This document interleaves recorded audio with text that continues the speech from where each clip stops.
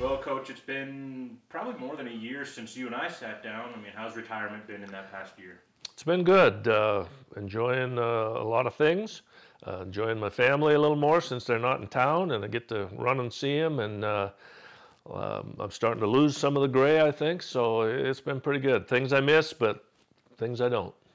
When we sat down with you last time, you were talking about being able to get to see your family more. I mean, have you been doing a lot of traveling and being able to get out and about since you don't have to worry about the day-to-day grind at UM? Yeah, it's just a lot easier. I only have one granddaughter, but they're in LA, and so get down there, and a son in San Francisco, and of course my parents still live in Outlook, Montana, and a lot easier to get up there and help out around the house a little bit. So all those are good things.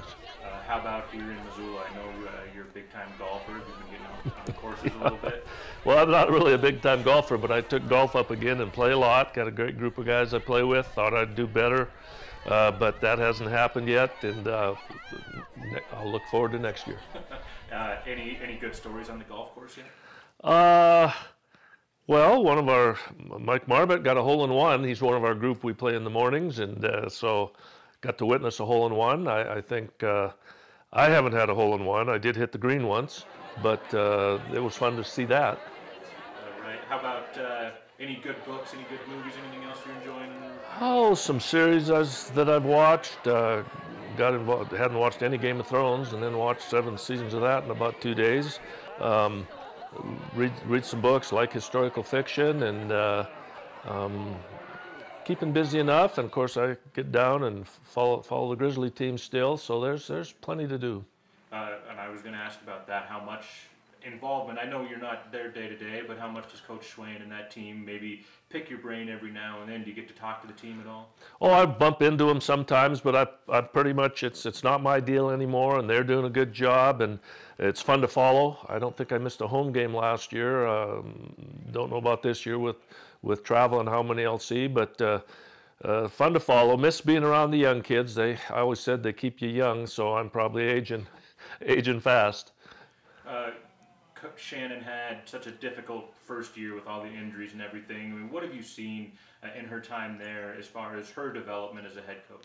Oh, I think she's doing a good job. The first year was a tough one when you lose those 2 seniors. There was a pretty good team returning, but they recruited good young kids, and it's the nature of coaching. Sometimes, there is a little luck involved, staying healthy, things like that.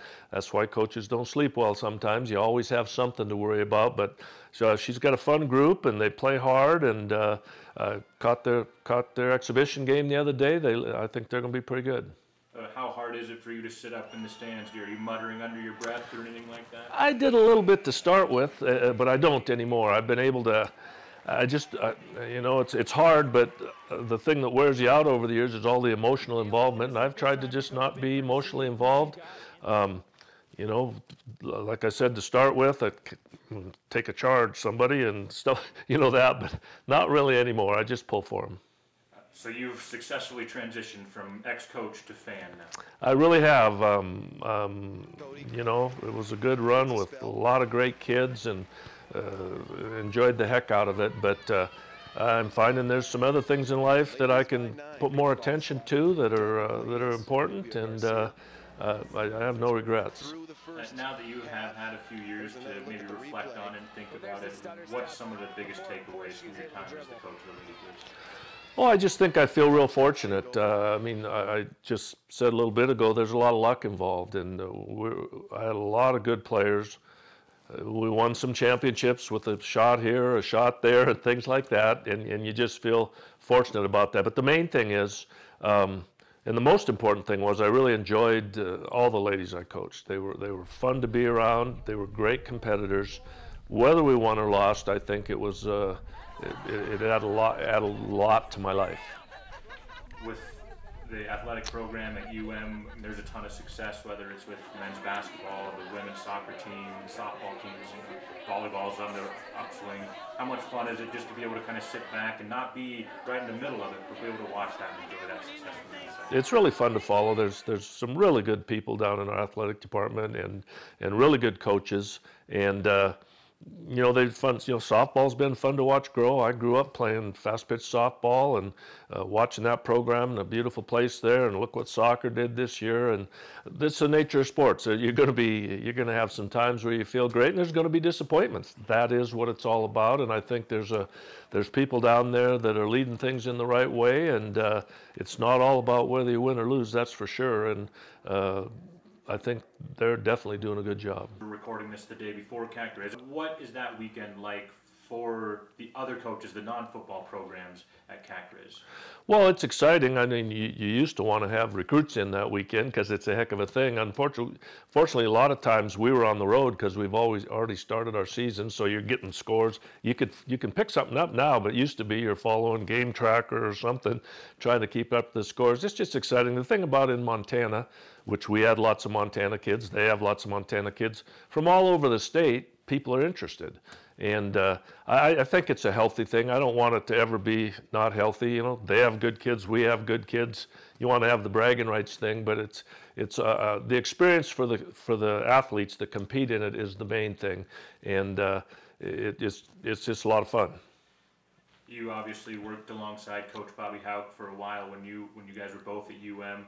What was your reaction when he got hired back to coach the football program? Well, when they made a change, which was always hard for me, you never like to see somebody lose their job. I was excited Bobby's coming back. I mean, Bobby's the epitome of a Montana coach. I mean, he obviously had great success here. He's obviously a great coach, but he loves his state. He loves the University of Montana, and I mean, he's a great fit for this job, and so it's been fun to get him back and say hi now and then and pull for him, and they're doing a great job. I mean, I think they're pretty good as every season goes. Oh, if we'd have just done this and that, we could have won that one. Every coach sits there and does that. But Outlook Montana, Eastern Montana, Cats or Griz fans over there? It's pretty divided. I think when I was growing up, it was probably more the other way, but there's been so many Eastern Montana kids come here, not only come here, but play here in both basketball and all the sports.